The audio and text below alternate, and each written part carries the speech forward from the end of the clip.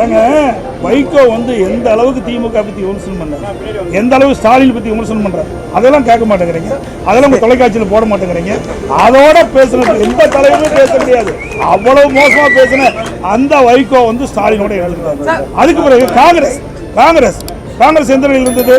Emergency கொண்டு வந்தாங்க, ஒரு மிசா சட்டத்தை கொண்டு வந்தாங்க. அப்பொழுது திமுக என்ன சொல்லிச்சு? எமர்ஜென்சினால மிசா சட்டத்தில் நாங்களாம் சிறைக்கு போனோம், படு துன்பத்தை அனுபவிச்சுன்னு சொன்னாங்க.